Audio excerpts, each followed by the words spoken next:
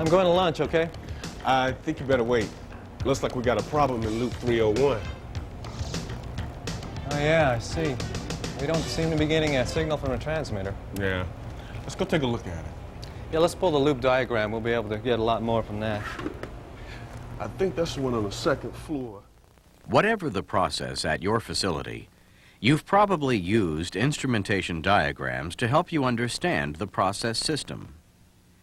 P&IDs, that is, piping and instrument diagrams, or process instrumentation diagrams, show you each loop in the system, the instruments that comprise the loop, and identify all process variables. A P&ID gives you an overall picture of how the process functions. But sometimes you need more specific information about how instruments and devices are connected for power or communication. You can find this on an instrument loop diagram. Think of the P&ID as a road map. It shows you all the process loops and how they function together, just the way a map shows you all the main roads in an area. Using the P&ID, you can trace the operation of a process from the beginning to end, the way you trace a route on a map. But if you needed to go to a specific street in a city on your map, you'd look for an insert to give you an enlarged view of the area and see the local streets. Well, a loop drawing is similar to that. Loop diagrams can be used in conjunction with P&IDs. Each loop diagram gives you a more detailed view of a loop in a process system. The loop diagram shows you the pneumatic or electric signal path. It gives you a better understanding of how the loop operates. A loop diagram has a logical method to help you read and interpret information. ISA Standard 5.4 discusses the preparation and use of diagrams for instrument loops. A loop diagram shows you how the instruments are arranged in the loop.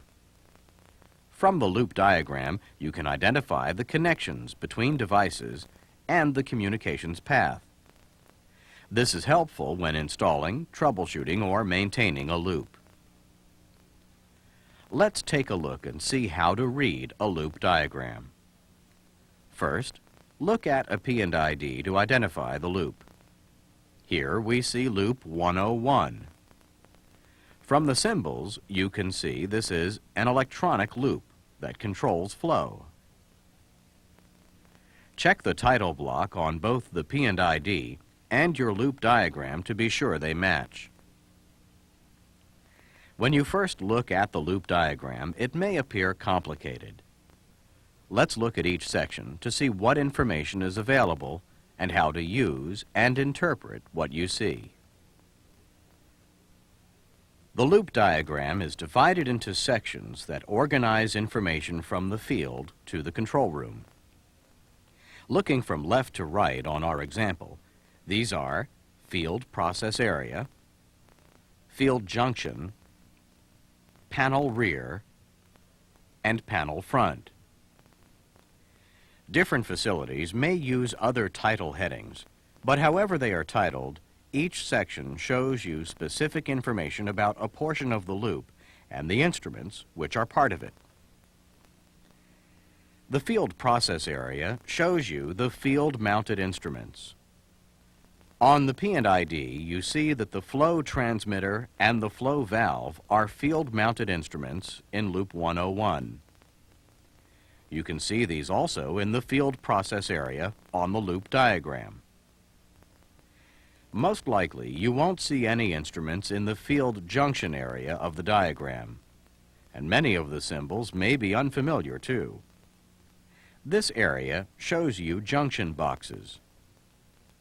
Junction boxes are the connection points for the signal lines. The junction box symbol and the information it provides isn't usually seen on the P&ID. The panel rear shows the location of instruments or connections behind the panel. Board-mounted instruments, like the flow indicating controller seen on the P&ID, will be shown in the panel front on the loop diagram. The signal line indicators that you find on the P&ID are also shown on the loop diagram. The P&ID shows only the signal paths. On the loop diagram, you will also see the connections where energy is supplied to the loop, most likely from an electrical or pneumatic source. So a loop diagram provides the close-up or detailed view of a loop. Understanding its design can make many tasks easier and safer. You can find more about the sections of a loop diagram and the information they contain in your workbook.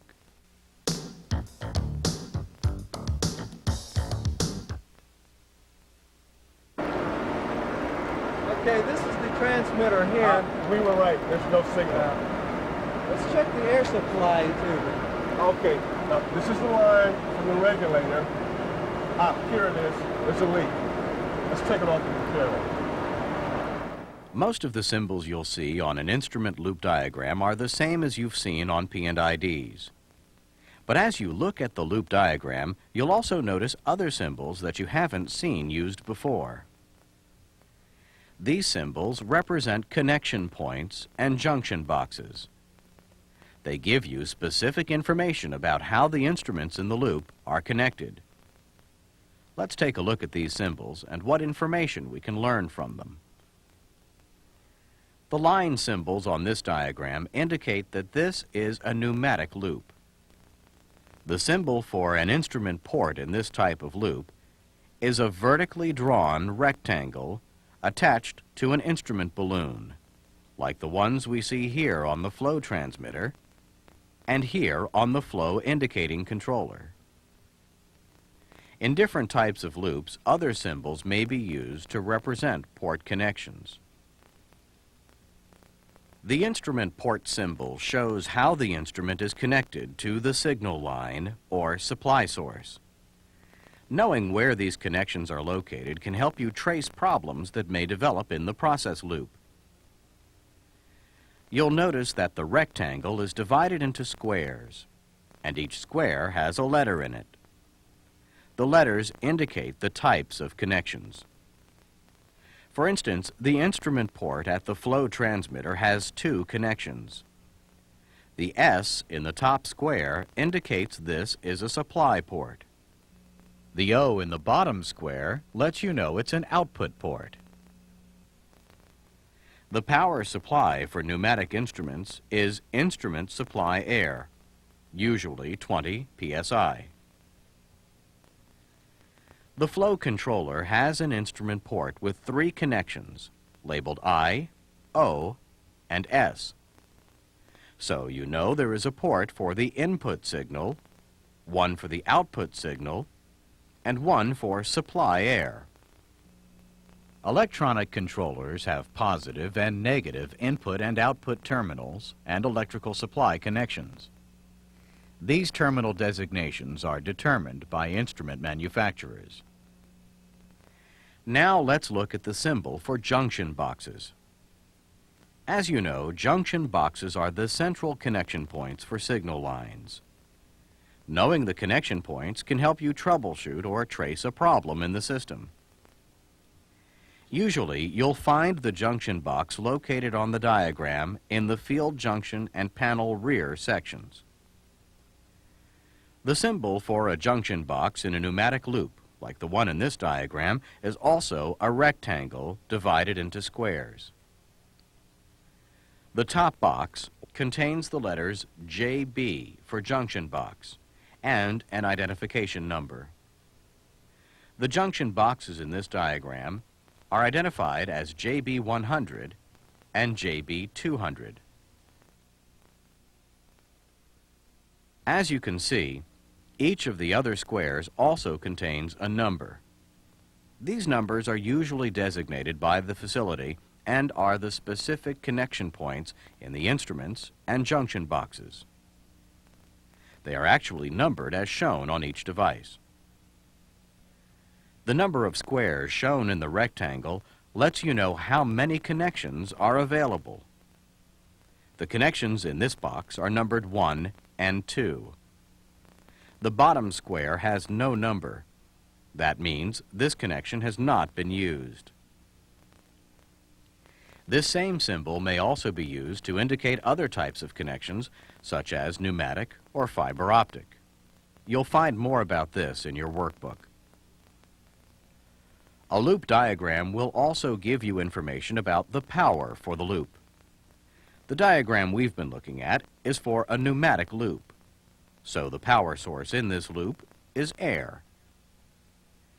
An air supply is represented by the letters AS, followed by the amount of air pressure required for proper operation of the instrument. This is connected to the instrument being supplied. For a pneumatic loop, you'll see an indication of air supply near each instrument in the loop that has a supply port. So on this loop diagram, you see the label AS 20 PSIG at the flow transmitter, the flow indicating controller, the square root extractor, and the flow recorder. Knowing the location and amount of supply air is important. You can tell which instruments have their own air supply source and use the information to isolate problems. The loop diagram also provides information about the operating range of the instruments in the loop. The information can be found inside a rectangle near the instrument to which it refers. In this instance, the range indicated at the controller is 0 to 100 GPM. That means the system is designed for a range of 0 to 100 gallons per minute. Being able to locate and interpret this information from the loop diagram can save you a lot of time when repair or maintenance is required. The instrument loop diagram will also give you the set point of a controller. You'll find the set point noted inside a diamond-shaped symbol near the controller. The set point gives you the desired value of the controlled variable. In this loop diagram, the controlled variable is flow. The value of the set point is shown inside the diamond. Here, the set point for this controller is 80 gallons per minute. Loop diagrams can also indicate how instruments respond to input signals. A controller action symbol, shown as a vertical arrow pointing either up or down, will be located near the symbol for the instrument or below the rectangle containing the flow range. If the arrow points up, then the value of the output signal increases as the value of the input signal increases. This is called direct acting. When the arrow points down, then the opposite is true, and the instrument's response is reverse acting. So the value of the output signal of the instrument decreases as the value of the input signal increases. This information helps you analyze how an instrument in a loop is designed to respond to a change in the input signal. Besides the symbols on the loop drawing, you can learn other information that can be very helpful when you troubleshoot or maintain an instrument. Loop diagrams contain blocks which provide information specific to a particular loop. Let's take a look at these now. In the lower right corner, you'll find a title block which tells you the loop number and the name of the diagram. The revisions block above lets you know what changes have been made to the drawing, when the changes were made, and the person who made the changes. You'll also see a list of reference drawings. Reference drawings are other drawings that are in some way related or connected to the loop. They may be important when working on a loop. The reference drawing on this diagram refers you to a P&ID and other related drawings. You'll also find two types of notes on the diagram. Notes can be general or specific. General notes pertain to the whole loop. and are written at the bottom of the diagram. Specific notes, those that contain information about a particular instrument or component of the loop, are found on the body of the diagram. The information is located near the instrument or component to which it refers. Those notes that are too long to place on the diagram refer you to a number in the General Notes section, as we see here. The note refers you to Note 1. When you read Note 1, it gives you specific information about the valve. The body of the diagram might also include equipment specifications, usually a model number, size, and other details about a specific instrument is included. In some cases, you might find this information listed in a separate section. Equipment specifications are optional, and whether or not they are included will depend on your facility. Having this information, though, is especially useful when parts need to be replaced. Each of the symbols and references we've discussed gives you additional information about the loop and the instruments. You can look in your workbook to find more about symbols and references.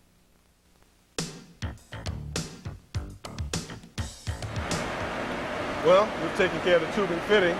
That should take care of the problem. Okay, let's get the operator and start the system back up. Okay. By now, you have a pretty good understanding of the symbols and information that you can find on an instrument loop diagram. But how do you put all this information together? And how does it help you understand how the loop operates? The first thing to remember is that reading a loop diagram follows a logical progression. Usually, you start to read the loop diagram in the field process area to locate the primary element. The loop diagram you see here is for loop 101. In this loop, the measured variable is flow. The primary element, designated FE, is an orifice plate, as indicated by this symbol for orifice plate. The orifice creates a differential pressure proportional to the flow rate. There's a specific note by the orifice plate that identifies its inside diameter and its beta ratio. The transmitter measures the pressure drop across the orifice and produces a signal representing the pressure drop. The connection points at the transmitter are terminals. The positive and negative signs indicate the polarity of the terminals. This transmitter sends a 4 to 20 milliamp signal. You also see an arrow pointing up, which indicates that this transmitter is direct acting. So you know the output signal of the transmitter increases as the input to the transmitter increases. The specifications give you the model number and specification number for the transmitter.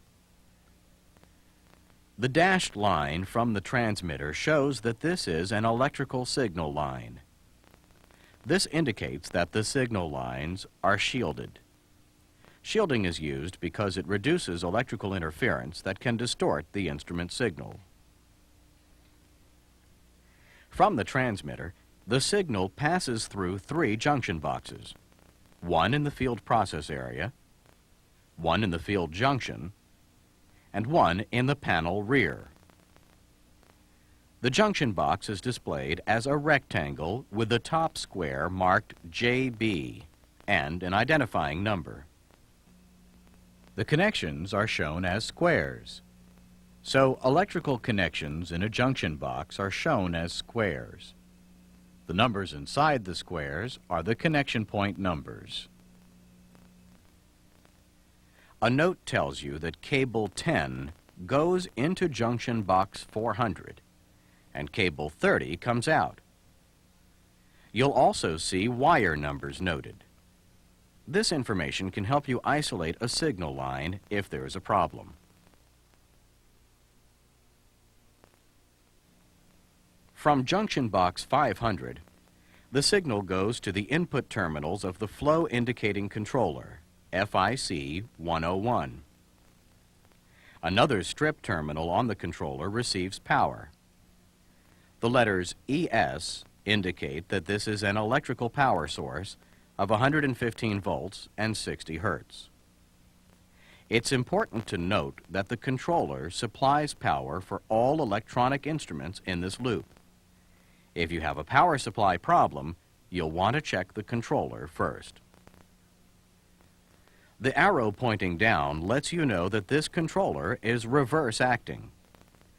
The diamond symbol shows a set point of 80 gallons per minute. Its operating range is 0 to 100 gallons per minute.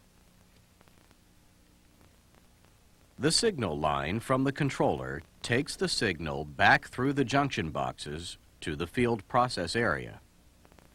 The output from the controller is connected here in junction box 500, here in junction box 400, and here in junction box 300.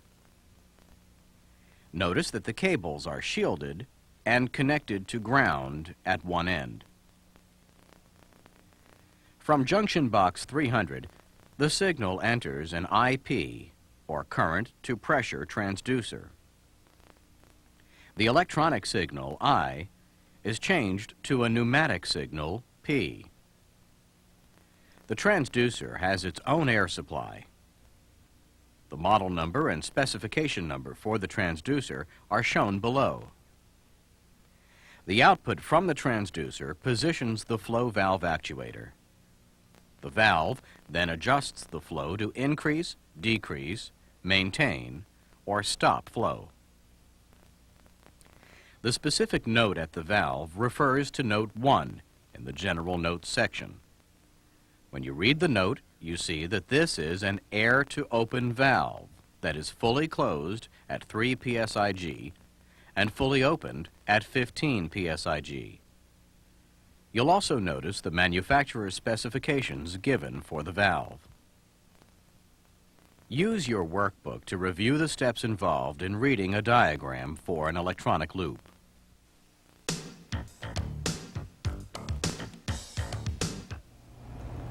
Well, everything seems to be working as it should. Replacing the tubing did the trick. The transmitter signal's fine now. Let's apply the skills we've learned to reading a pneumatic loop diagram.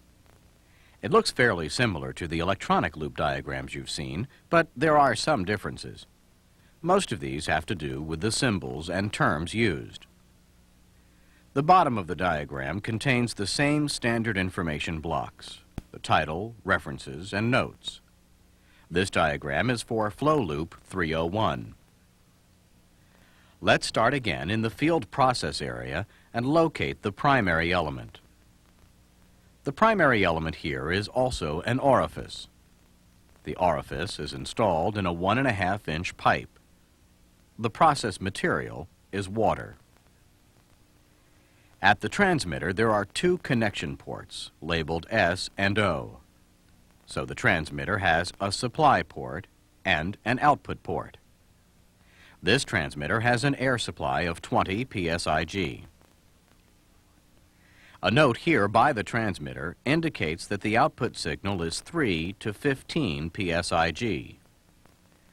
From the transmitter, the pneumatic signal passes through a junction box in the field junction area at connection point 1 and continues to a second junction box at the rear of the panel. The junction box is displayed in the same way as on the electronic loop, as a rectangle with the top square marked JB and an identifying number. Notice that the connections are shown as squares. The numbers inside the squares are the connection number. A line identification note tells you that this line is part of tube bundle number 28.